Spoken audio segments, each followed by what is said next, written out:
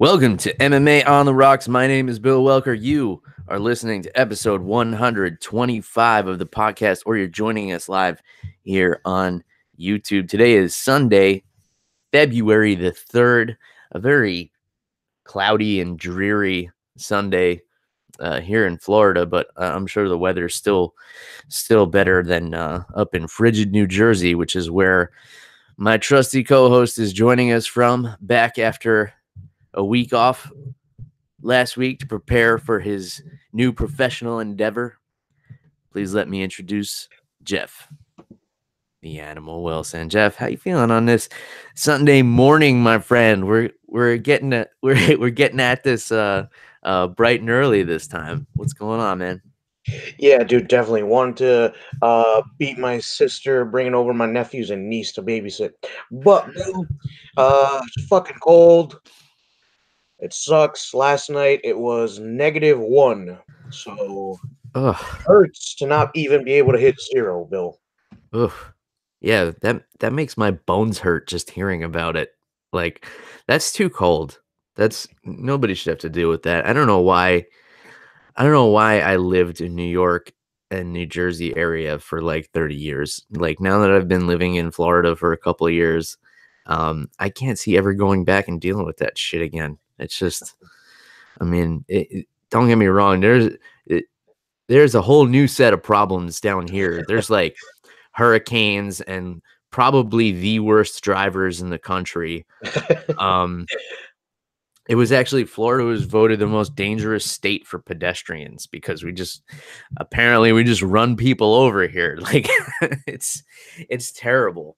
Well, Bill, people should be more aware of their surroundings. There's a car coming at me. I'm gonna wait until it's done passing, and then sprint across the street like a normal person. Yeah, so it goes both ways. Like, the same stupid people who are driving cars are also walking around. So Mm, it's, you got to be more cautious when you're in control of 2 tons of metal as well.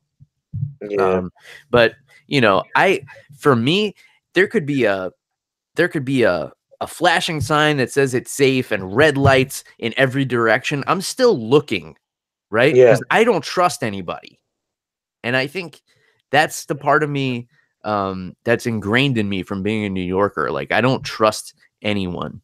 So I'm looking every single way and at every intersection. And when I'm driving, even if I have a green light, I'm looking down the other streets at the people who have red lights because I don't trust that they'll stop at them.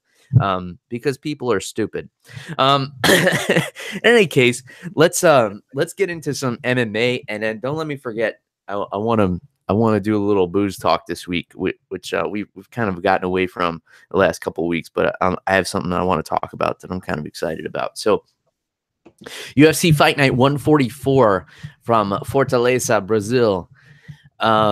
This was the second card on ESPN Plus, and I don't want to waste too much time shitting on ESPN Plus, but it is fucking garbage, Jeff.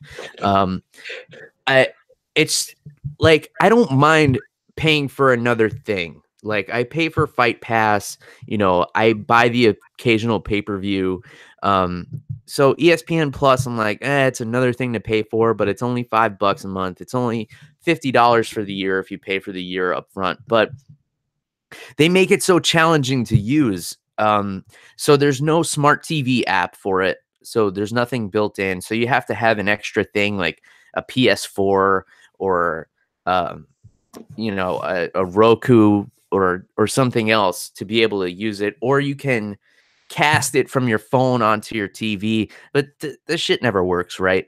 So I tried to cast it onto my TV, and only the audio came through, and I wound up just watching last night's card on my laptop. And what I'll probably end up doing is connecting my laptop to the TV. But if I'm going to do that, I may as well just use a free stream, because that's what you do with the free streams anyway. You just connect the laptop up to the TV. So why am I going to pay for something extra when it's not even more convenient? Like, if it was easy to use and it was more convenient, fine, I'll pay for it.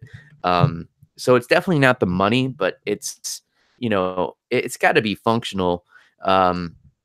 So I think the ESPN Plus thing is kind of a miss, and it's probably worth it more if you watch other sports. I don't watch other sports, so I don't know. Maybe it's something you would be into, Jeff. They got a lot of soccer content on there, but I don't know how readily available that stuff is on TV either. Like, I wish I could just pay the extra money and just have like they just show the fights on TV. That would be ideal. And then they have commercials, so it cuts off in between rounds, and we don't get to hear, um, the corner talk or anything like that. So if you're paying for an extra service, you should at least, you know, I'd say like charge me $10 a month and don't play any ads.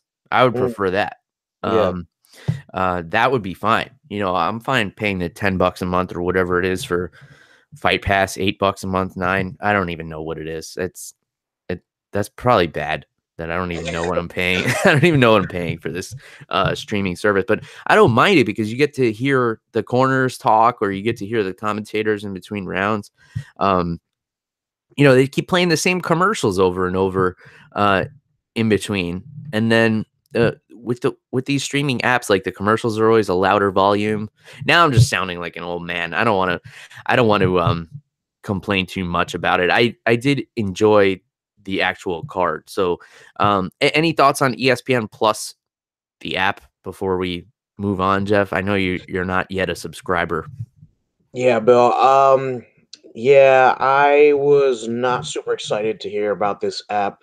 So Bill, I'm not gonna pay for it. I'm just gonna stream. For me, it was a lot easier when everything was on FS1 or FS2. I Hmm. just have to like flip channels. But ESPN Plus is not even a channel, Bill. ESPN, most of their channels are on TV. Why is ESPN Plus not? Like, Yeah. I don't understand this, Bill.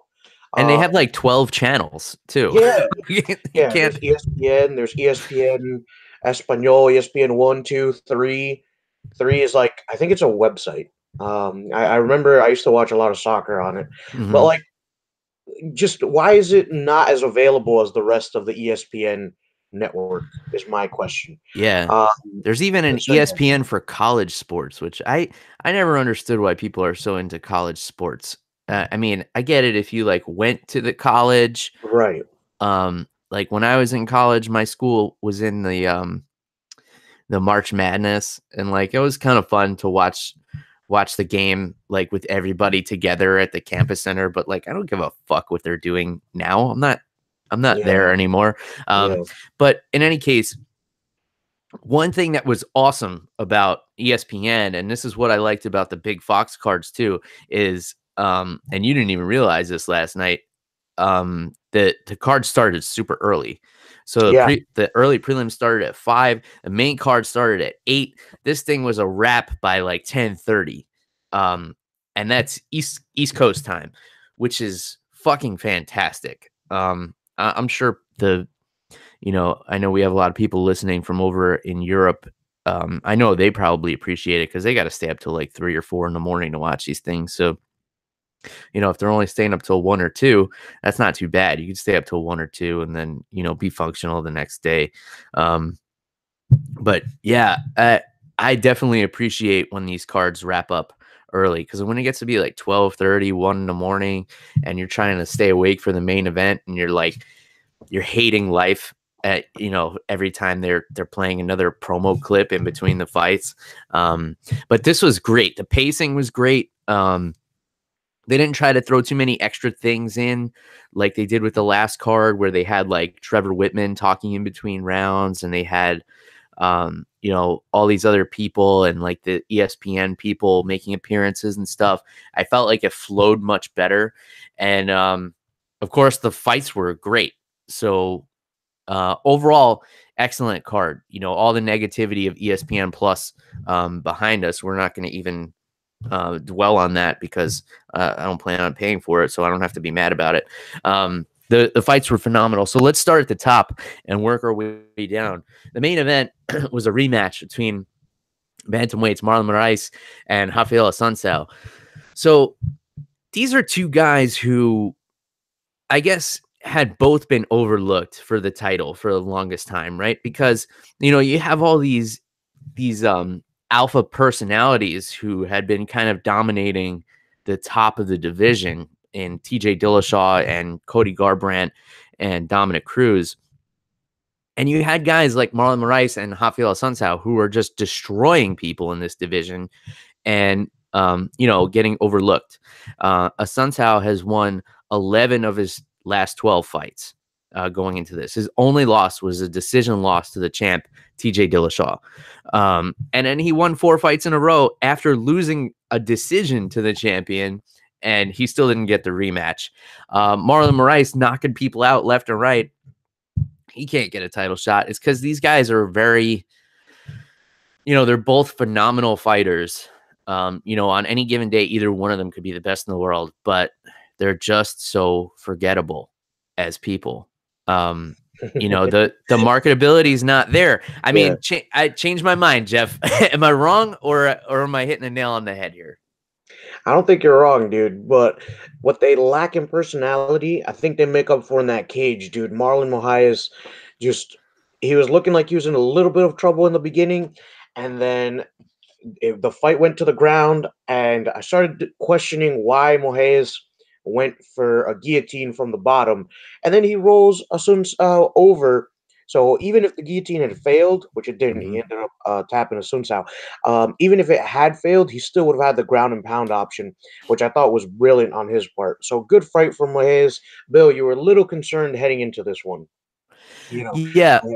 And Bill, what was your main concern if Moraes had lost in this one?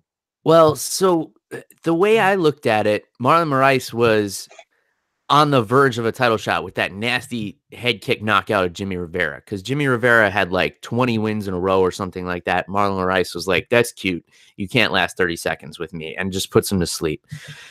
Now, if he comes in and loses a second time to Raphael Assuncao, and it was a close decision the first time they fought, I actually remember thinking that Marlon had won the fight, but I can't remember it clearly enough to say for sure.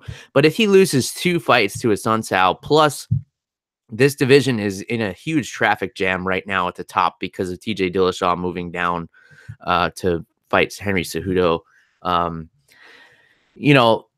puts Marlon Moraes on the shelf for at least 2 years in terms of getting a title shot back, because he's lost to the same guy twice. You can't justify, especially if Assuncao came and won the title, you can't put Marlon Moraes in there against him anytime soon. And that wouldn't happen until Dillashaw rematches Cejudo, which I believe has to be the next fight, because Dillashaw moved down and lost to the champion a weight class below. So it's only fair for Cejudo to move up and get that rematch and get it for TJ's belt. So big traffic jam in this division right now. It's not a good spot for guys like Assuncao and Moraes, who are just winning fights and not causing any drama. But that's the name of the game. It's sports entertainment at the end of the day. You got to feel for these guys, but they got to pull their weight as far as bringing in the dollars for the organization as well. You can't just have like a phenomenal highlight reel anymore and get title shots. That's like very 2005, and this sport has evolved now, and it's on ESPN, and it's getting into the mainstream. You have to have mainstream appeal, and that's just part of it. And I think Marlon Moraes has the potential to break through that, with his highlight reel, and he's very humble. I liked the call out of TJ Dillashaw that he did at the end of the fight. So first of all, as you know, Marlon Moraes had a very shitty week. So to speak. He said when he was interviewed by Michael Bisping, he said, "We almost lost this main event because I had diarrhea all week." Something about a mosquito. I mean, he kept running away from the microphone, and I almost didn't pick up that he said this. And then the way he called out Dillashaw was, TJ, I don't think you deserve to fight me because of your last performance when you went down and you want to go fight little boys. I think I need to go and fight somebody else. that was the perfect way to call out TJ. If he had gotten in there and say, come on, I really deserve this. He did the right thing. He's like, no, fuck you, TJ. You went down and you lost to a smaller guy. I'm going to go fight somebody else. I don't care about your belt because it's not even legitimate anymore. That was the right way to do it. That was the right move. Will it pay off? I don't know. I still kind of think Cejudo is going to get the shot at Dillashaw's belt. So that means probably, a good 9 months before Moraes is going to get a title shot if he wants to wait that out or not. I mean, I think he should. He definitely deserves it. He's only 30 years old. So, 9 months on the bench to get that belt, maybe worth it. What are your thoughts on the post-fight and everything that happened thereafter, Jeff? Yeah, dude, I thought Moraes was actually really entertaining with that, with the whole diarrhea spiel. Um, and dude, it was just so funny the way he said it, like, because he was so nonchalant about it. So it just added to everything. But dude, I think you're right. I think if you're Marlon Moraes, you kind of just wait backstage until TJ handles his business with Henry Cejudo because God forbid something were to happen like it did to Frankie Edgar against Brian Ortega. All that work, all those knockouts would be undone. Mm-hmm. And I think that if you're Raphael Assuncao, honestly, Bill, I'd like to see Assuncao versus Cody Garbrandt. I think that's a fun fight. I think that if worse comes to worse and Marlon Moraes for some reason can't fight TJ again, Mm-hmm. if Raphael Assuncao wins, you have TJ Assuncao too. The only problem is if Cody beats Assuncao, I don't see him fighting TJ again while he's champion. Yeah, for sure. So Cody Garbrandt is going to be fighting at UFC 235. I mean, Assuncao is 36 years old, and he's very weathered. He's got over 30 professional fights. He's been doing this a long time. Not to say that he's not the same fighter anymore, but he's looking a little worse for wear. I don't know. Maybe the timing lines up. If Cody wins his next fight, first of all, Cody loses his next fight, he's going to be in really bad shape. He's looking at, being the guy that the UFC was looking to make like one of the faces of the organization to a guy that's going to be, on the prelims. So a lot at stake for Cody Garbrandt in his next fight. But yeah, I like that fight. Marlon Moraes, man, his last 3 fights, he's been in that cage for less than 5 minutes. Knocked out Aljamain Sterling, knocked out Jimmy Rivera, submitted Raphael Assuncao. He's finishing guys that don't get finished in the upper echelon of this division. Nobody's finishing Aljamain Sterling. Nobody's beaten Jimmy Rivera in 20 fights. Raphael Assuncao hasn't been finished in like 6 or 7 years or something ridiculous like that. And he's doing it in like obscenely fast amounts of time. And I'm also a big fan of that top half guard guillotine, as you well know, Jeff. So yeah, hopefully, big things on the horizon for Marlon Moraes. He's a guy who always stays in shape. So, even if they make the Cejudo fight, maybe he could be ready to stand in case somebody gets hurt or something like that and pulls out.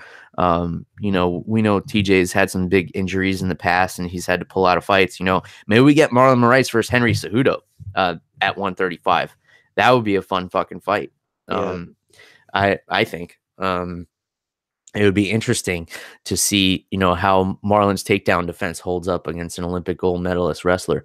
In any case, let's move on. We spent a lot of time on this one. So the co-main event, that had to be the best reception from the crowd. There was almost a feeling of like, after Aldo knocked out Moicano, there was almost a feeling of like, wow, the card's over. Because there was just so much excitement and so much adrenaline in that crowd. To see a vintage Jose Aldo performance, and then a vintage Jose Aldo jumping over the cage and running into the crowd. For those who remember the WEC days when he used to do that, when he was just a destroyer, it was very nostalgic for a lot of people. So Aldo had a hard time in the beginning of this fight getting in on the range of Moicano, who is fucking huge. I think he's 5'10" at featherweight. And I remember back in the day when nobody was really bigger than Aldo. I mean, he wasn't like really oversized for the division or anything, but all these guys were about the same size. And now you have guys like Moicano and Brian Ortega in there and Max Holloway that are just so huge for this division. And but man, what a performance. Just like a beautiful display of aggression by Jose Aldo in that second round.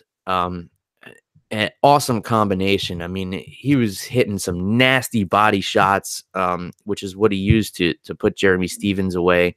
And man, knocked out Moicano, who had never been knocked out. I can't say enough about the performance of Jose Aldo last night, and the way it ended, and then him jumping into the crowd and everything. It was a perfect moment for him. So give me your thoughts on this one, Jeff. Yeah, dude. I thought Moicano actually started off really well.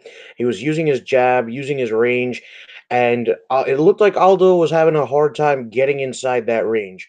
But then in the second round, dude, he just came out super aggressive. Even into that first round, I think he had Moicano hurt.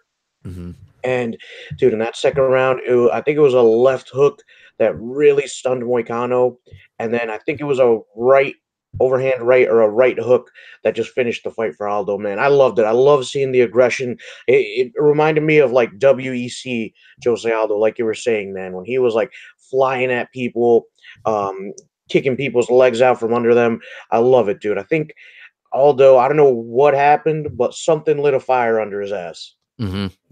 Yeah, for sure. It was awesome to see. Yeah. And Moicano is going to be fine.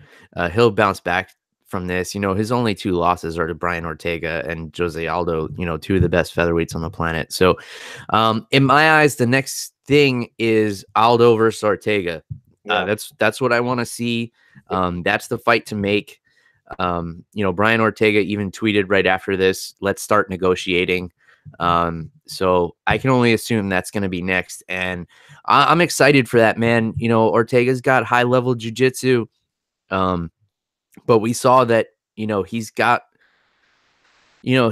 some vulnerability with the stand up, as was exposed by Max Holloway. And if you have vulnerability standing up, you don't want to be standing across from Jose Aldo, who is also a legitimate Brazilian jiu-jitsu black belt. Let's not forget. I don't know how his jiu-jitsu is these days, if it can hold up to, the current standard of jiu-jitsu black belts, because it's kind of, if you got your black belt 10 years ago, it's different than a black belt today. Jiu-jitsu is evolved. So I don't know how much he's kept up with his jiu-jitsu. We saw the result of this when BJ Penn fought Ryan Hall. There's an old school Brazilian jiu-jitsu black belt who, that's a top pressure black belt. Who can pass your guard and make you suffer with top pressure and then submit you. But these newer guys, they're dangerous everywhere. Big leg lock games and submissions off the back and everything like that. So I'm really curious about that fight. I really want to see it. I hope it gets done. And then we saw, Damian Maia still doing the damn thing, 41 years old, dragging Lyman Good to the ground and then letting him up and just choking him standing. It's very rare to see that you're able to choke somebody standing up like that. But he anchored himself with a body triangle. He sunk in that rear naked choke. And Damian Maia is just, doing what you pretty much expect. Like, if he's going to win the fight, this is how he's going to do it. No surprise there.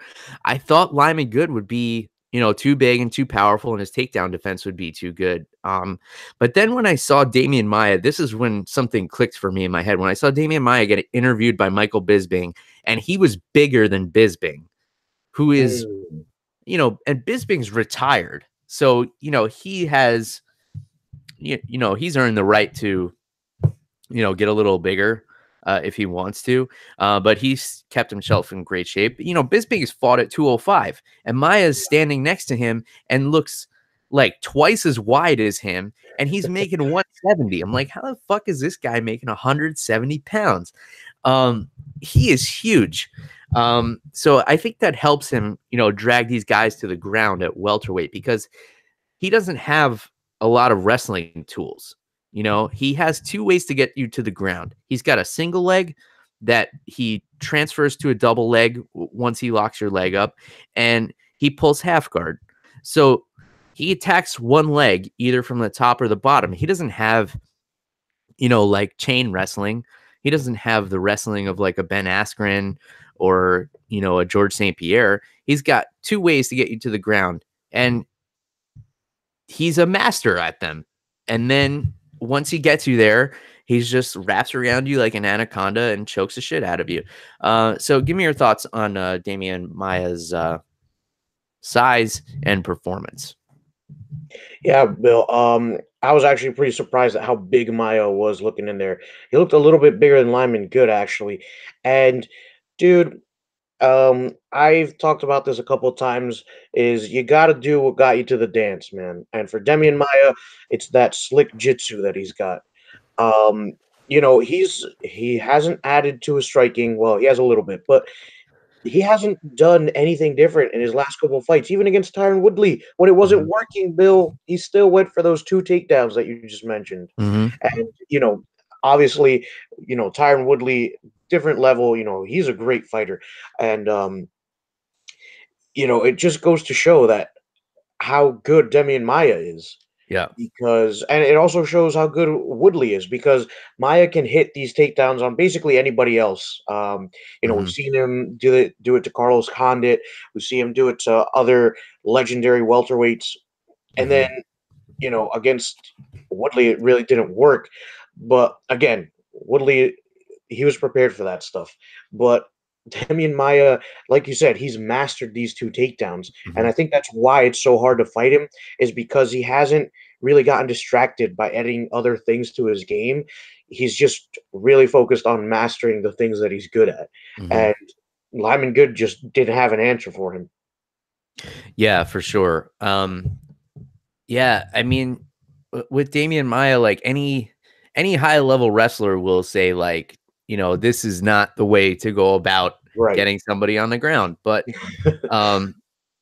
it works because he's just so tenacious with it, and he's so good at it. He's practiced that one thing over and over and over again, and it works unless he's against like a high level wrestler like Tyron Woodley. But even with Woodley, like Woodley couldn't put a lot of offense together, but because he was so concerned about that one or two, those 2 ways that Maia has to get him to the ground, and he doesn't want to be on the ground with him. Rightfully so, because once he gets a hold of you, it's going to be a rough night. So, Lyman Good, I think he'll bounce back from this. He's an exciting fighter. He'll end up on the prelims in his next fight, and maybe we get Lyman Good against Max Griffin. I think that would be a fun fight. They're both coming off of losses now, technically. So I don't know. Maybe we'll get to see that. I think that's a good fight to make. But let's move on down the line here to, I think, was one of the more exciting fights on the card. Charles Oliveira and David Tamer. This fight was a lot of fun. After the initial fouls right off the bat. So Tamer throws a head kick at Oliveira, and then right off the head kick, like, just jabs a finger in each eye, I think. He just, it was bad. And it was so bad that Jaron Villel, the referee, deducted a point.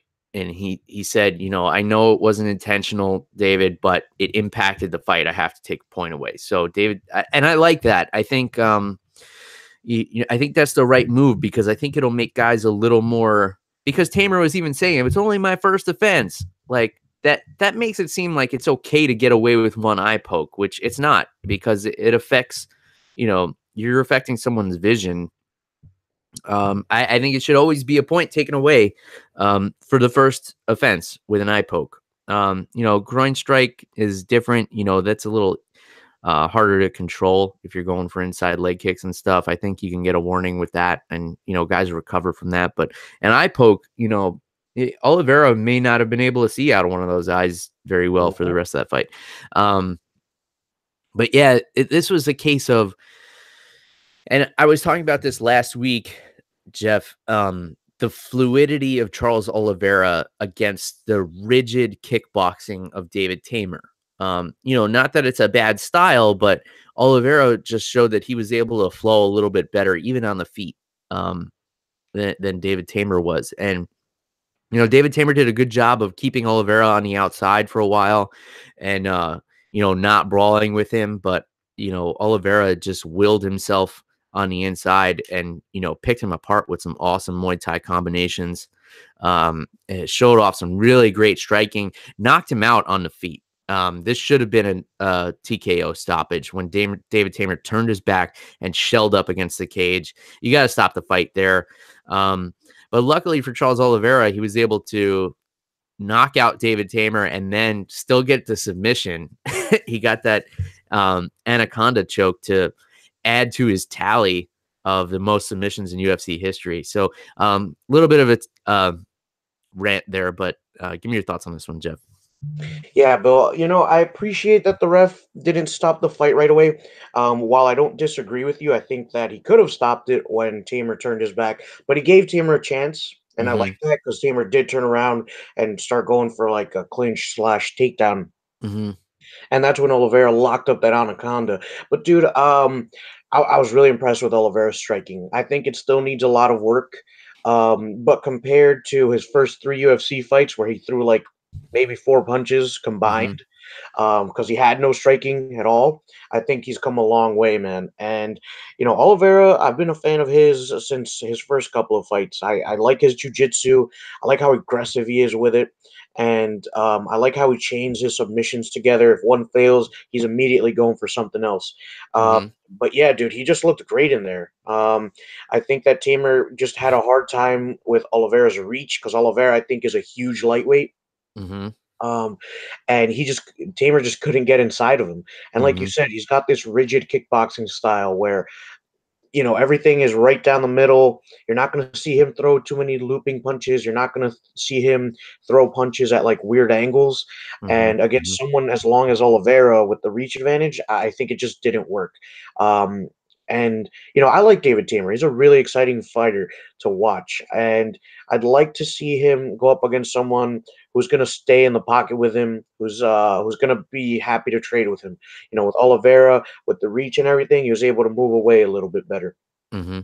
Yeah, I would say maybe like a Paul Felder would be a fun fight for David Tamer. I think Felder has a fight coming up, but that'd be something interesting. I'd like to see Oliveira stay at lightweight. I know he was campaigning for Dana to let him go back to featherweight. He had a lot of trouble making weight there. And then, let's not forget, he was submitted a couple of times down there. Anthony Pettis and Ricardo Lamas, back-to-back guillotines against Oliveira. We know how good his jiu-jitsu is, but that weight cut was really depleting him too much. I like him at lightweight.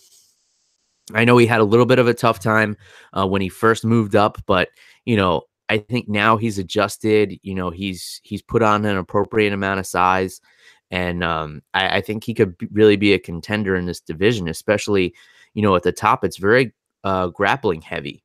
You got some strong wrestlers, of course, with Khabib at the top and Tony Ferguson and guys like that. I don't know what's next for Oliveira. I think he's throwing his name in the mix here, though. I don't think he's ready for like that top of the top, like Poirier, Ferguson. I'll even throw Iaquinta in there, but maybe like a Kevin Lee, I think would be a fun fight. So let's see what's next for him, but I think it should definitely be a top guy. That's 4 wins in a row, and that's 4 submission wins in a row. So yeah, big things for Charles Oliveira. And then we got Mr. Johnny Walker. Man, this guy is a spectacle. I mean, he comes out dancing. He was like grinding on the referee while he was getting a Vaseline put on his face. He's like so relaxed, like leaning on the top of the cage. He's humongous. He's ripped. He comes out dancing and all this, and then he just smokes Justin Ledet in 15 seconds. And let's not understate what an accomplishment this is. Justin Ledet is basically a heavyweight who moved down to 205. And he was doing well, like knocking people out at heavyweight. And Johnny Walker made it look like he didn't even belong in there with him. Ledet was doing very well at heavyweight. And yeah, man, 15 seconds, Johnny Walker. So he throws a hook kick to a spinning back fist and then an almost illegal kick to follow it up, and then drops a few bombs from up top. And I think they said the 5th fastest knockout in light heavyweight history, which is kind of a peculiar stat to say. But in any case, give me your thoughts on Johnny Walker, Jeff. Bill, I like this guy, man. Ever since that last episode we did with Kyle Steele, Mm-hmm. dude, I told you I was a fan of his. I like the cut of his jib. Dude, Johnny Walker, man, he's entertaining to watch. I like he's got this like it factor. Like I said, I like the cut of his jib, and dude, the way he fights, he looks so calm in there. The way he moves, it was Mm-hmm. like it was just so calm.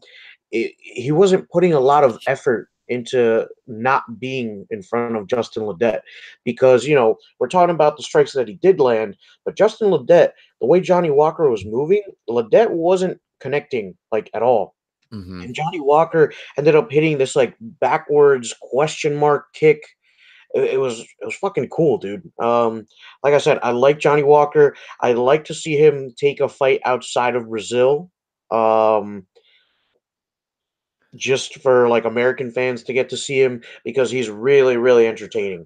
Mm-hmm. So far he's only fought in Brazil. I'd like to see how he does in enemy territory, so to speak. Yeah, especially after saying like I want to fight Russians and Americans. Probably not but then he's like, I mean, this guy is huge. He's like, I want to fight again right now. Does anybody here want to fight me? And the crowd was silent, but I think that's largely because they didn't understand what he said, because he said it in English. But yeah, I think if they bring this guy up the right way, he definitely has superstar potential. Obviously, don't throw him to a Jan Blachowicz or a Alexander Gustafsson right away. Right. Kind of ease him into the deep end a little bit. Even, I would have been a little concerned if I was the UFC giving him to Justin Ledet, who's coming down from heavyweight and is a very technical boxer. But, he passed that test with flying colors. So you got to kind of be careful what you give this guy next if you really want to build him up. Don't throw him to a wrestler. We don't really know what his ground game is like. He has been submitted in the past. He's also been knocked out in the past. It's been a long time, and I don't know what he's been doing differently, but it seems to be working. 26 years old. Definitely the ability for the UFC to have a young Brazilian star, which I don't think they've had for a little while.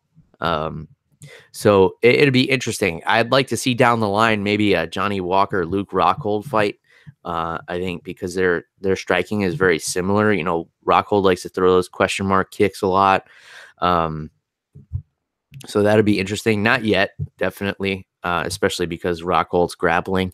But yeah, I think there's a lot on the horizon for Mr. Johnny Walker. So let's move on.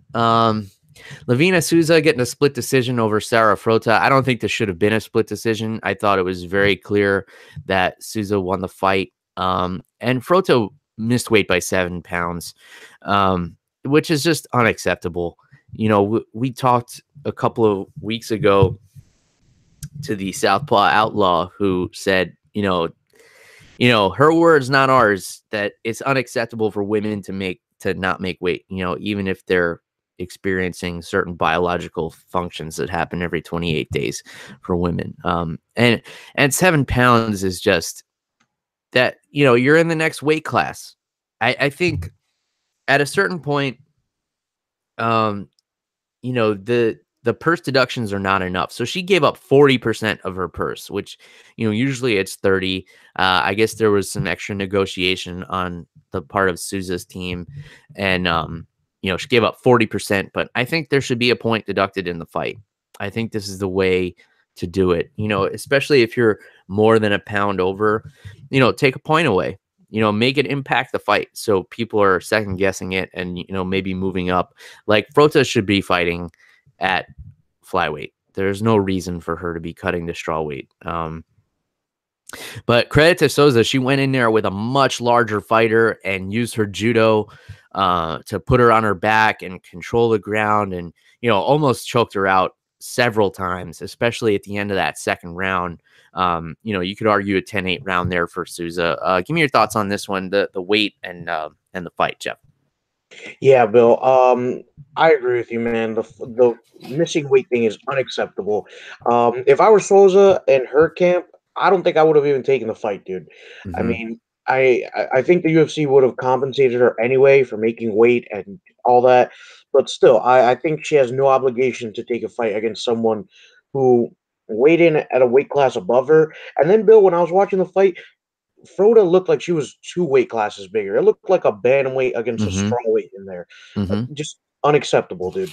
Um, but credit to Souza, dude. The weight advantage, I mean, I don't know how much of an effect it had, but Souza looked like she was unbelievably strong, man. She was throwing Frodo around, even on the ground. She was passing the guard, throwing Frodo's legs off to the side. It was awesome, dude. And good for Souza. She took the fight against a bigger, stronger opponent, and she went in there and dominated. And that's why grappling is so important, because you can do Mm-hmm. stuff like that. Mm-hmm. Yeah, for sure. So, for Frota, this is a big miss because, she came in off that Contender Series and looked like a killer, and she was undefeated. She's got the face tattoos. Like, she's a terrifying woman. And, she's coming in here with her UFC debut and, missing weight and then losing a decision. Like, she couldn't have fallen off any further. If she had gone in and made weight and put on an exciting fight and still lost, okay, but you miss weight and then you go and lose the fight to someone that you're, probably 25 pounds larger than on fight night. That's a big miss. So I don't know, maybe she can become one of these mumble rappers with the face tattoos. Maybe maybe she has a career in that. So in any case, I want to speed things up a little bit here. Marcus Perez and Anthony Hernandez, very exciting fight that ended in an anaconda choke from Perez, which is kind of his specialty. But this fight was very back and forth in the first round. These guys both landed some big shots on each other. Stop me if you have anything you want to interject, Jeff, but I'm just gonna speed up to get through a couple of these. And then Mara Romero Borrella with the split decision win over Talia Santos. That was a very close fight, very back and forth, very technical on the ground, but not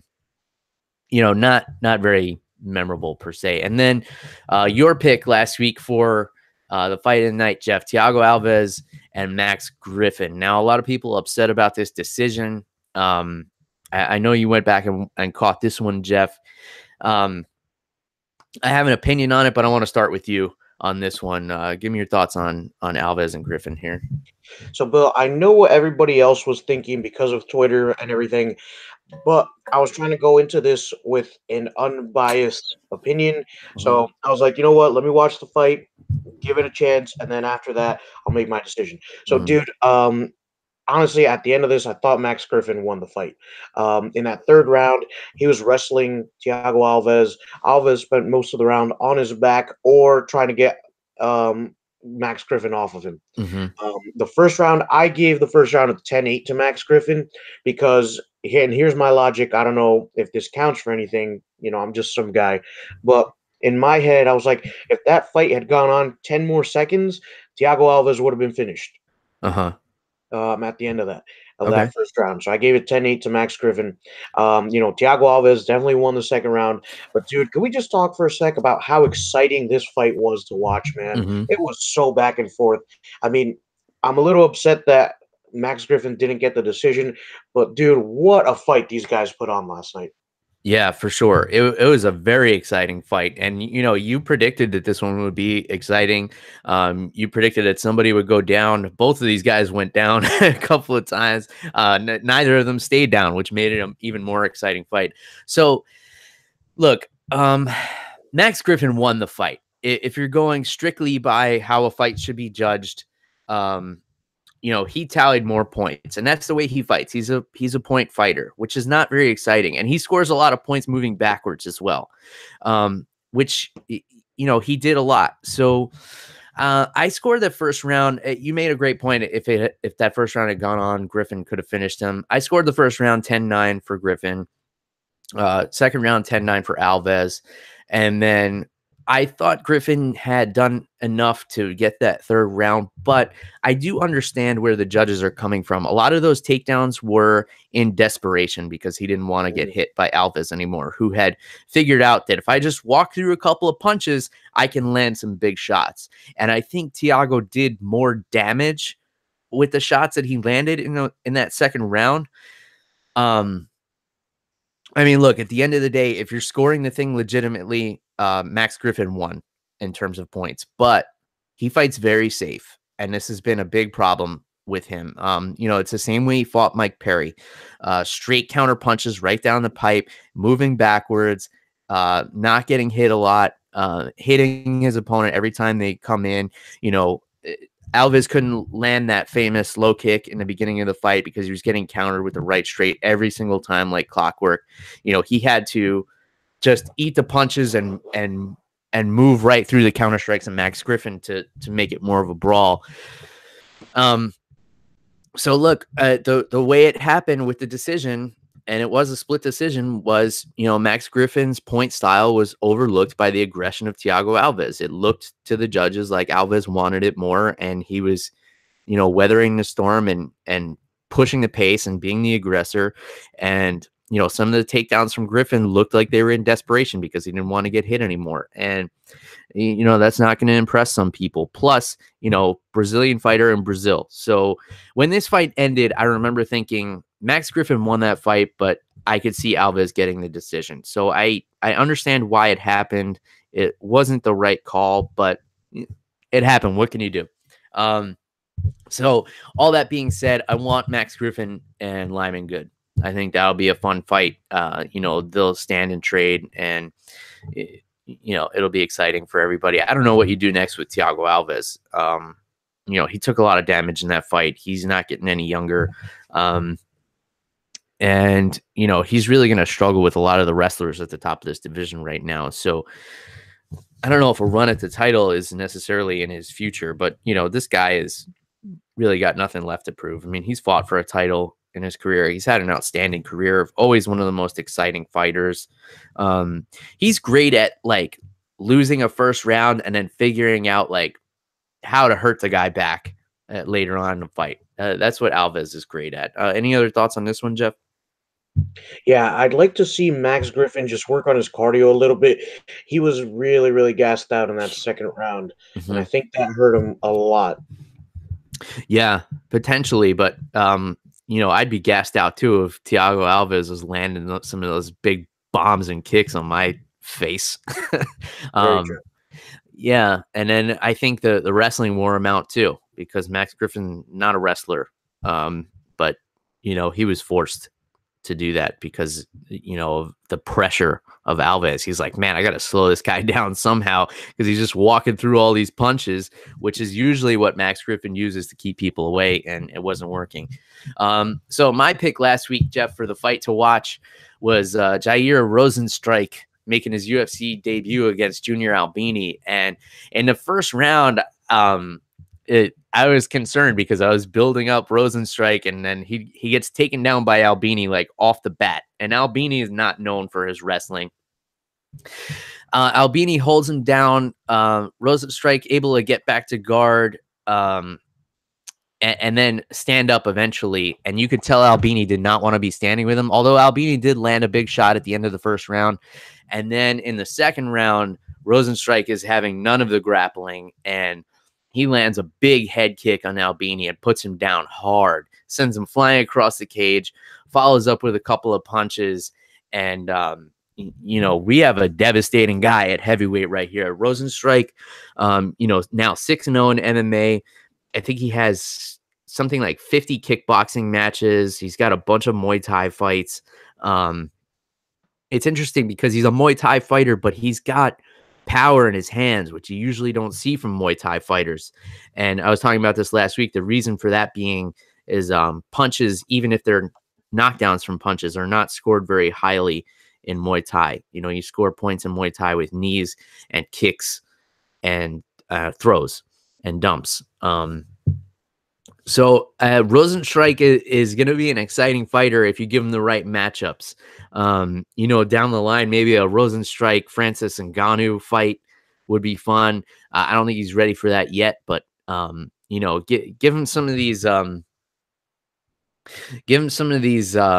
heavyweights, these lower level heavyweights that just like to stand and bang. And I think you're going to see some fun fights from Rosenstrike in the future. And 30 years old is like a fucking newborn in this heavyweight division.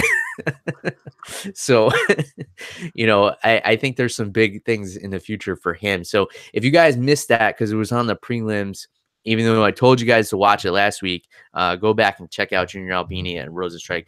Shitty situation for Junior Albini, because here's a guy who came blazing out of the gates, and now I think, a couple losses in a row, not looking good.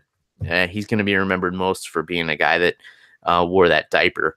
But he was looking better. Like Albini leaned out a little bit, even though he still had to cut weight to make heavyweight. He looked much leaner. He looked good. Wrestling was okay. Let's not put Rosenstrike against any wrestlers, though, because his takedown defense is, he got taken out by Junior Albini, who's not like, he's not like an all-American wrestler or anything. All right, I'll just breeze over the rest of this. Geraldo Freitas and Felipe Colares. This was an excellent fight. Very technical exchanges on the ground. Very back and forth. Freitas coming away with unanimous decision. And then Said Nurmagomedov getting the spinning back kick knockout over Ricardo Ramos. Sorry, I almost said Ricardo Lamas. And then Bulgario Bontarin getting the split decision over Magomed Bibulatov. This was a very close fight. Bibulatov missing weight as well and losing a split decision. So that seemed to be the trend for fighters who missed weight. They lost split decisions on this card, and fucking good, as they should, because, I still think there should be that point deduction if you miss weight. Any other thoughts on Fight Night 144, Jeff, before we move on? Yeah, dude, just real quick for Rosenstrike, at heavyweight, I'd actually like to see him against either Rashad Coulter, who I know is going to be happy to stand and trade with him, or like a Chase Sherman. I know Chase Sherman's lost quite a few of his last couple of fights, but I think it'd be fun to watch because they'll just stand and trade with each other. Yeah, well, I believe Chase Sherman was released from the UFC, but if he finds his way back, I was thinking about that too. That would be a fun fight. But yeah, I don't know what's next for Rosenstrike, but I hope they make a smart move with him, because let him work on his wrestling on the back end and then put him in there with strikers while you build him up, because this guy, he's got potential to be a star for this heavyweight division. So hopefully they do the right thing with him. So next week we got UFC 234 headlined by Robert Whittaker, the middleweight champion, defending against Kelvin Gastelum. And this is a fun card. We got a lot of fun fights on here. But let's just take a quick breakdown of the main event. What are your thoughts on this one, Jeff? All right, Jeff is not there. So we got Robert Whittaker and Kelvin Gastelum. So I guess I'll just take this one. This is an interesting fight. Obviously, Kelvin Gastelum moved up from welterweight and has been doing really well at middleweight, except for his fight with Chris Weidman, where that seemed to be the one fight where size was a factor, and he wasn't able to get it done. Kelvin Gastelum, I always loved what Chael Sonnen said about him when he was on The Ultimate Fighter, where Chael said, "Kelvin, I don't know what you're good at," because he didn't seem to. He's one of these guys who doesn't seem to be, exceedingly good at anything in the gym. And we've all seen guys like this before. And then Chael at the end of the season said, "Kelvin, I figured out what you're good at. You're good at winning fights." and that's exactly what Kelvin Gastelum is. I mean, he's like he's like the Tom Brady of MMA. He just finds a way to win, no matter what the circumstances is. Kind of funny I say that today on Super Bowl Sunday, which I have no desire to watch. I don't think I'll even be tuning in for the Super Bowl this year. I just don't care. But Jeff, give me your thoughts on this main event next week now that you're back. Yeah, sorry, dude. I heard a loud bang. Just want to make sure everything was okay. But, dude, I am so excited for Whitaker versus Kelvin Gastelum. I'm a fan of both of these guys, Bill. And like you said, Gastelum, he doesn't really stand out in any particular area of MMA. I think that he's just pretty well rounded. And dude, I'll be honest with you, I don't know who to pick for this one. I mean, Robert Whitaker has really good takedown defense. His striking is top notch. An excellent Muay Thai fighter. But Kelvin Gastelum, we've seen him win fights that, for lack of a better term, he wasn't supposed to win. Quote. Um, so yeah, dude, I don't know. I don't know. I think it's gonna be fun. I think it's gonna be exciting. But I think it is gonna be a grind game. I don't see any of these guys finishing the other. I think it's gonna be a decision, and the fight is in Australia. I think. Is it in Australia, Bill? Yes, it is in Oh, okay. Melbourne. Gotcha. So if that's the case, Kelvin Gastelum, he's got to put on a performance where he's gonna have to beat Whitaker very convincingly. Mm-hmm. Um, as the fan favorite, I think if it goes to a decision, unless Kelvin Gastelum does something spectacular, I could see Whitaker getting the decision just because he's on home soil. But Bill, I'm excited for Israel Adesanya versus Anderson Silva. Bill, this is like when you're playing Street Fighter and you and your friend pick the same guy and they just have different colored clothes on. Like these guys, they have such similar styles, man. I think it's gonna be fun, Bill. Yeah, I'm really excited for this fight. I know a lot of people were like, "How could you feed Anderson Silva to this guy?" But you know, my thing is like Anderson Silva has only been outstruck once in his career, and that was against Chris Weidman in the first fight. Um, and you know, if you look at his record, you have to be a little bit concerned. There was the fight against Derek Brunson, which he won, but probably should have lost that decision. And then, lost to Daniel Cormier, lost to Michael Bisping.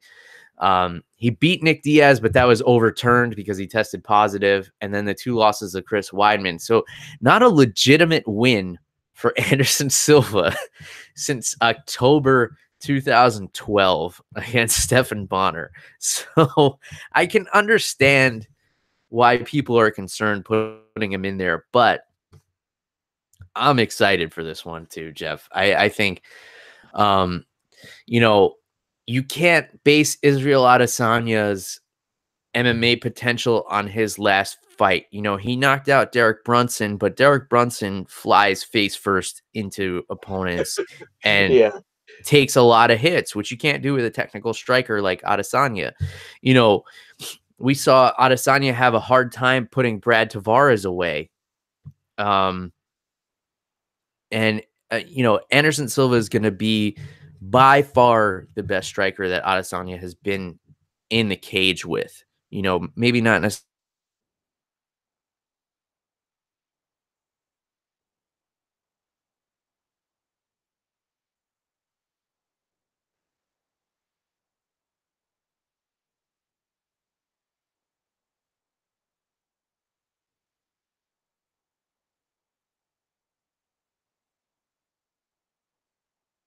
We've seen Adesanya have a weakness in the wrestling before, so just something to consider. He may be a much higher level striker, but um, he hasn't been in MMA as long, and that'll make this an interesting fight. So let's just kind of breeze over the rest of these. Jeff, tell me, um, what kind of appeals to your palate here. We got jiu-jitsu phenom Ronnie Yaya against Ricky Simone, the 14-1 Ricky Simone. So that should be a really fun fight. I'm really looking forward to that one. I always enjoy seeing Ronnie Yaya fight just because the guy is like a jiu-jitsu wizard, and a lot of people, don't really know who he is. And Ricky Simone, he's very well rounded. So I think this will be a fun one to keep an eye on. Then we got Dong Hyung Man against Devontae Smith, the devastatingly powerful Devontae Smith. Incredible performance in his UFC debut. And I'm looking forward to that one. Then we got Jimmy Crute, the undefeated Jimmy Crute against Sam Alvey. So that should be a fun one. Sam Alvey fights on like every other card. Can he end the undefeated streak of Jimmy Crute? And then we got, let's see, looking down here. Here we go. Lando Venata, coming off that, what I thought was one of the best fights of 2018 with Matt Frivola.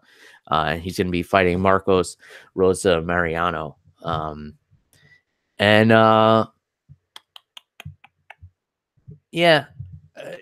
Tell me out of those, Jeff, which one piques your interest the most, and then if there's anything I missed that you want to talk about. I like the Devontae Smith fight. I like Ricky Simone. He's really a really fun fighter to watch. But Bill, I think out of all those you mentioned, the one I'm most excited for is Lando Venata. Super exciting fighter to watch. Hardly puts on a boring fight. So I'm definitely going to keep an eye out for him. But Bill, I'll be honest with you. Outside of the main card, there aren't too many fights I'm excited for. Mm-hmm. The main event, the co-main event, looked really exciting to me. The Ronnie Yaya and Ricky Simone fight, like I said. But I don't know, man. Maybe Jim Crute also, because he's undefeated so far. He's only 22 as well. Mm-hmm. So yeah, Bill, it's kind of hard for me to get excited for this one.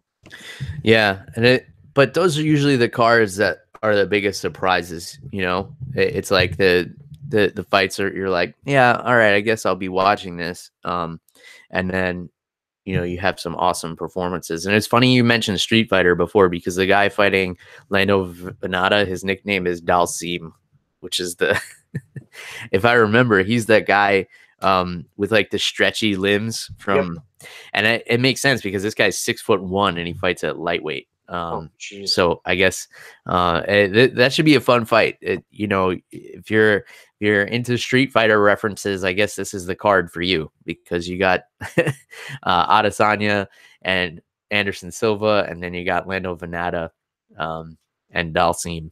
So, all right, fun card. I'm looking forward to it. The main event is enough to get me to tune in. And real quick before we break, Jeff, I want to tell you, I know I already told you about this, but I picked up a new bottle of scotch this weekend, Ardbeg, which comes from Islay Island in Scotland. And it is fucking phenomenal, Jeff. I am really going to do my best to save some of it for you when you come down here, but it's real smooth, real smoky, real peaty, but it doesn't have like it doesn't have much of a burn. And I was enjoying it a little bit too much last night while watching these fights in Fortaleza. Had a nice cigar from Nica Habana, which I know you're familiar with, and yeah, just a really, one of my new favorite scotches. I plan to have this in stock in the bar, and I wanted to try it for a while. And what happened was I went to Total Wine, which is a liquor store near me, and they had it in like a gift box. It was like kind of a funny looking gift box, and the guy told me it wasn't selling because of the box, and I was like, but is it the same bottle as the 10-year Ardbeg right next to it? And he said, yeah, it is, and it was $40. And, this bottle usually runs between like $65 and $70, so I was like, sold. And definitely was not disappointed. Now one of my favorite scotches. So Ardbeg Scotch. Check it out. I'm going to try and save some for you, Jeff. I'm going to do my best. I promise. I know you're coming down in a couple of months. So I'm going to have to hide it from myself or something like that. You sipping on anything interesting or anything else you want to get off your chest this week, my friend? No, Bill. Unfortunately, I was running around.